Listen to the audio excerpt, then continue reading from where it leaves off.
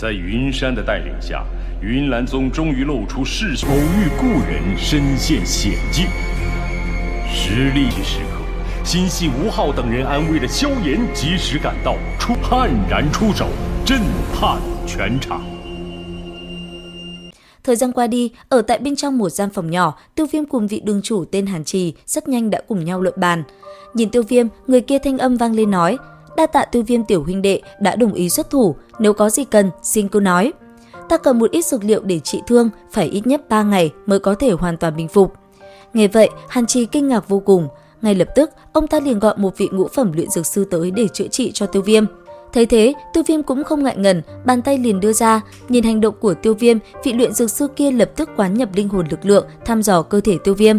Thế nhưng, linh hồn lực lượng của hắn vừa đi vào đã ngay lập tức phải rút lại, trong miệng lắp bắp lộ ra dáng vẻ kinh hãi không nói nên lời. Thấy vậy, Hàn Trì giật mình hỏi: "Trừ lão tiên sinh, làm sao vậy? Trong cơ thể ta có chút cổ quái." Trừ lão tiên sinh bị kinh hãi một chút: "Không có gì đáng ngại, phiền ngài đem những thứ dược liệu này thu thập, sau đó mang đến cho ta.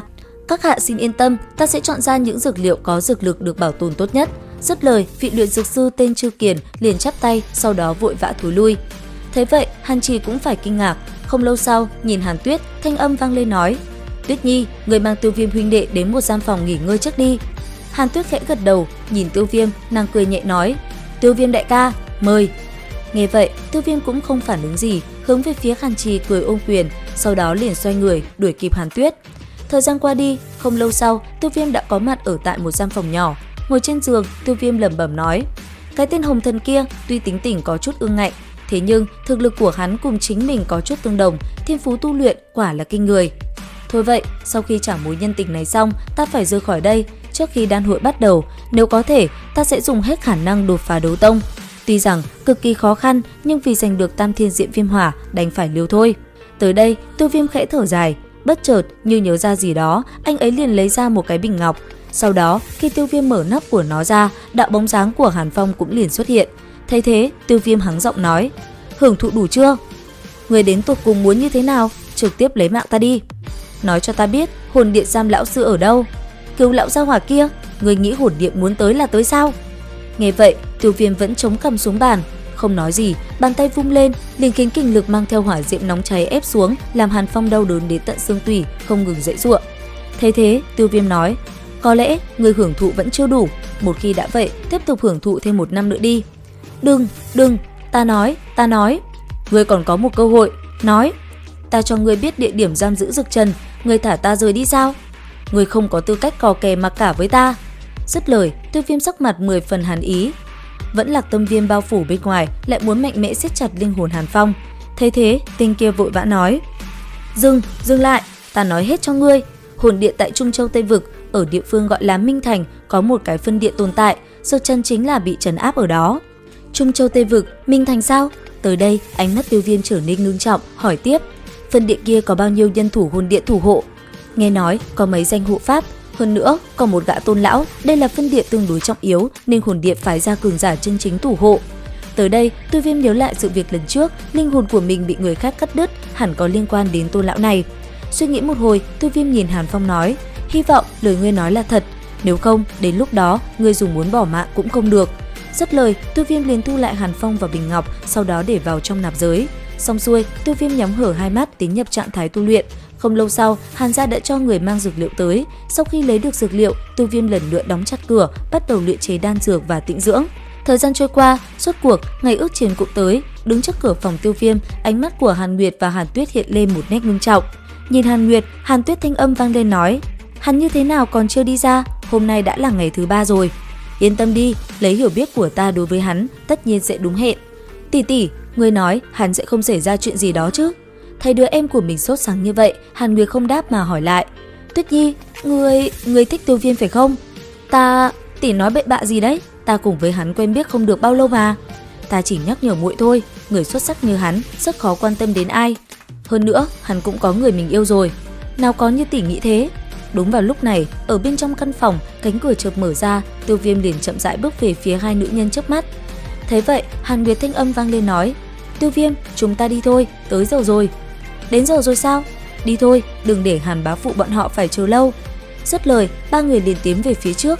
Không lâu sau, Ở tại xung quanh thiên thạch đài, trên những bậc cấp được kiến tạo từ khối đá khổng lồ kia, dày đặc người là người. Giờ phút này, tại chỗ ngồi này chính là hiện lên đầu người đông nghìn nghịt. Lúc này, sắc phong giữa Hồng gia và Hàn gia đã hấp dẫn mọi ánh mắt của cả Thiên Bắc Thành. Ở vị trí trung tâm, đám người của Hồng gia sớm đã xuất hiện đông đủ.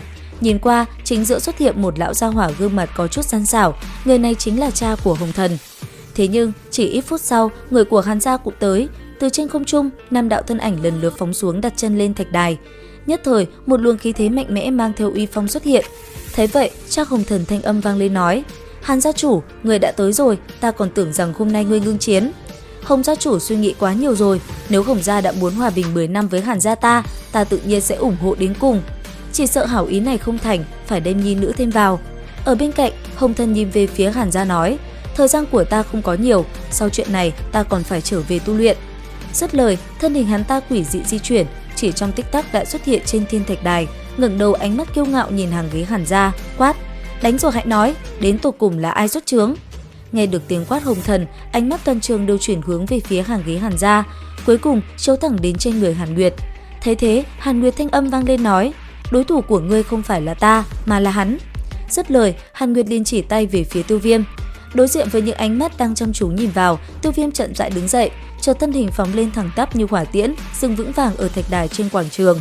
Tiêu Viêm vừa hiện thân, tiếng bàn luận xôn xao vang lên ầm ầm khắp chung quanh quảng trường, từng đạo ánh mắt nghi hoặc không ngừng lướt qua trên người hắn. Bất chợt, bên cạnh Hồng Lập, một vị lão nhân trên ngực có ký hiệu một tòa tháp mở hai mắt nhìn Tiêu Viêm nói: "Tiểu tử này cũng rất mạnh, không biết từ đâu đến giúp đỡ Hàn gia. Liệu Hồng Thần có thể thắng được hắn không?" Hầu hết tất cả các đấu kỹ của phong lôi các Hồng Thần đã học qua, cho dù là đấu hoàng đỉnh phong cũng có thể chiến đấu. Nghe được lão giả áo xám nói như vậy, Hồng Lập trong lòng cũng là thở dài nhẹ nhõm. Tại thạch đài trên quảng trường, ánh mắt Hồng Thần lười nhác đảo qua ở trên người Tiêu Viêm, nói: "Báo danh." Tiêu Viêm cười, cũng không để ý tới ngữ khí cuồng ngạo của người này, khẽ nói: "Vô danh tiểu bối, Tiêu Viêm không so được với đại danh của Hồng Thần thiếu gia. Đừng tự nghĩ là mình thông minh, cho ngươi thời gian 10 hơi thở, quyết định rời đi hay là để ta đem ngươi phế đi. Không cần thời gian 10 hơi thở hay là trực tiếp động thủ đi. Nếu bản thân ngươi muốn cũng đừng trách bản thiếu gia không hạ thủ lưu tình." Lời nói vừa xong, từng đạo lôi quang đột nhiên từ trong cơ thể Hồng Thần trào ra, cuối cùng hóa thành một tầng lôi điện đem cả người bao phủ bên trong. Tiêu Viêm nhìn Hồng Thần được bao phủ sâu trong đấu khí màu bạc, anh ấy lẩm bẩm nói: "Lôi thuộc tính đấu khí sao?" Còn tên kia, hắn ta hắng giọng nói: "Nhớ kỹ đại danh bổn thiếu gia, Hồng Thần, ngươi thua ở trong tay ta, đó là vinh quang của ngươi." Dứt lời, trong tay hắn ta, một cây chiến chùy liền xuất hiện, phía bên kia, trọng xích trong tay Tiêu Viêm cũng liền vung ra. Chỉ trong tích tắc, giữa không trung, thanh chiến chùy trong tay Hồng Thần liền ngưng tụ lôi điện tới lực lượng khủng bố. Sau đó, chiến chùy vung lên, lôi điện bạo phát, hắn ta gầm lên mạnh mẽ thi triển đấu kỹ, đập thẳng xuống người Tiêu Viêm. Đối diện với nó, huyền trọng xích trong tay Tiêu Viêm cũng mạnh mẽ ngạnh kháng, đón đỡ chiến chùy bổ xuống. Khoảnh khắc va chạm, cả hai liền bị chấn bay ngược lại.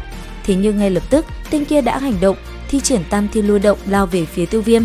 Sau đó, hai người cứ thế mạnh mẽ va chạm, mỗi khi chiến chùy bổ tới, Tiêu Viêm lại đón đỡ. Hiển nhiên, tốc độ cùng lực lượng đều hết sức kinh người. Cứ thế, trận chiến diễn ra hết sức quyết liệt. Thế nhưng, chuyện gì đến cũng phải đến, cái tên Hồng Thần sau một hồi bất lực đã thi triển ra chiêu cuối của mình. Ngay lập tức, một đòn diệt lôi chùy mang theo uy lực khủng bố nhất bạo phát bổ xuống đầu Tiêu Viêm. Thế, Tiêu Viêm trọng xích biến ảo, một màu cam tựa như ngọn lửa nóng cháy sáng lên. Sau đó, theo bàn tay Tiêu Viêm vung lên, nó liên tục xoay vòng tạo thành những tàn ảnh ảo diệu đến kinh người, không ngừng lóe ra, khiến sức mạnh ngày càng khủng bố. Cuối cùng, một đòn tuyệt sát giữa hai bên đánh ra. Nhất thời khi va chạm, toàn bộ nơi đây đã bị ánh sáng bao trùm, tất cả chìm trong vụ nổ rung trời. Đến khi hiện lại, chỉ thấy Hồng Thần sắc mặt xám xịt, toàn thân trọng thương nói: "Ta nhận thua." Thế nhưng, Tiêu Viêm vẫn tiếp tục lao lên. Đến đây thì hết tập 92/5 đấu phá thương cung. Liệu rằng tiếp theo sẽ còn biến cố gì? Theo dõi kênh YouTube Review 5 phút để biết thêm chi tiết nhé. Xin chào và hẹn gặp lại!